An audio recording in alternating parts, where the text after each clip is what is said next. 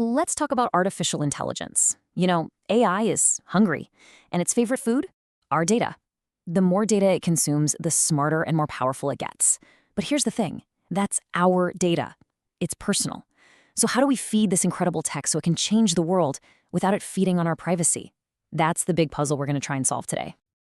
And just so you know where all this is coming from, everything we're about to dive into is based on Chapter 5 of a document called Ethical AI and AI Security, a comprehensive glossary, which was put together by Virtualization Options LLC. Okay, let's get into it. So this really is the core dilemma, isn't it? It's this fundamental tension. We all want the amazing things AI can do, from finding new medicines to just helping us avoid traffic. But at the same time, we need to protect our privacy. So how do you get one without sacrificing the other? Well, it turns out there's a whole toolbox of techniques designed to do just that. All right, so where do we even begin? Well, you start with a foundation. Before we get into any of the fancy high-tech stuff, we have to talk about the basic ground rules, the principles that should guide how any organization handles our data from the very start. First up is a really simple but powerful idea called data minimization, and it's exactly what it sounds like. The safest data is the data you never collected in the first place. Think about it. Does your fitness app really need your exact GPS coordinates 24/7 just to count your steps? Probably not.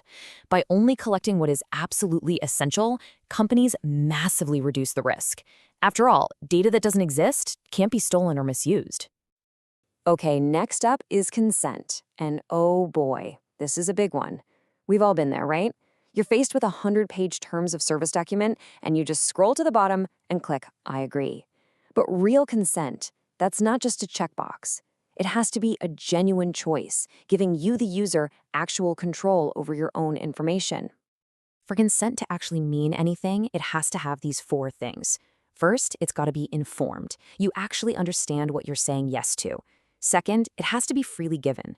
You can't be tricked or forced into it. It also has to be specific, meaning you're agreeing to one particular thing, not some vague blanket permission slip. And finally, and this is so important, it has to be revocable. You should be able to change your mind and take your consent back. No questions asked.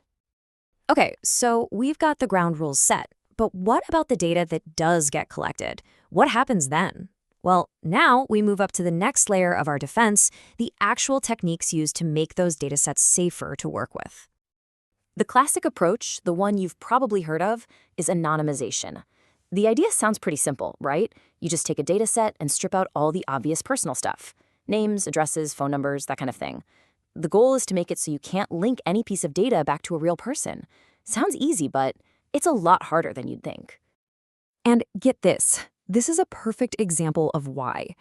Researchers took a supposedly anonymous dataset from Netflix that just showed what movies people rated. Well, they were able to compare those patterns with public reviews people had written on IMDb, and boom, they started re-identifying specific users. It turns out that your taste in movies can be as unique as a fingerprint. It just goes to show, simply hiding names is not enough.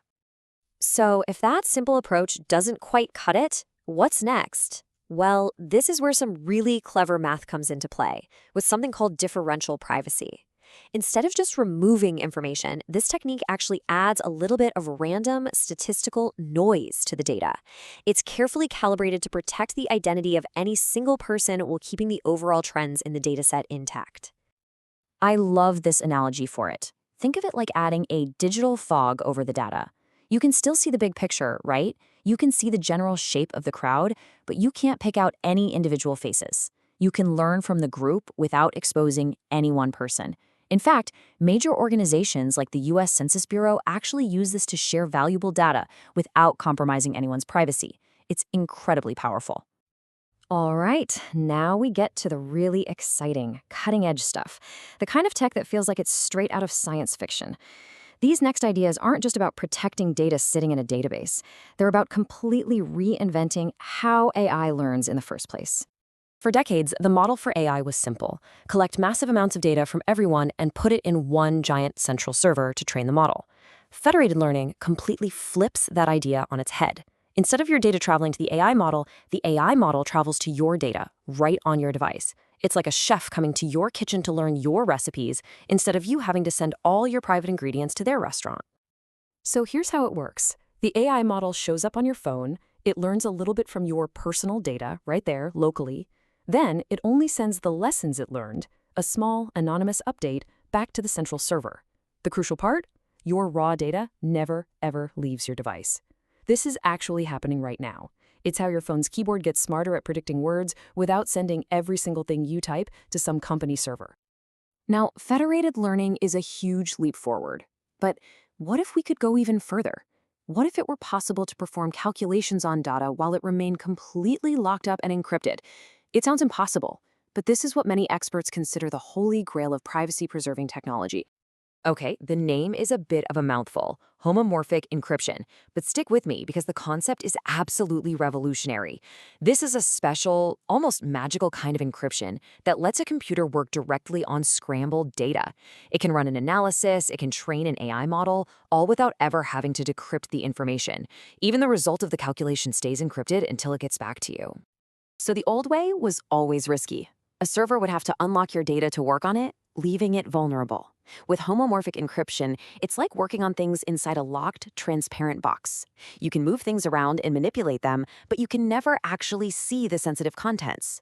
An AI could analyze your medical records without ever seeing your private health information. It is a total game changer, though the tech is still so computationally heavy that it's a bit too slow for most uses, for now. So we've gone from basic rules to data protection techniques to some truly futuristic training methods.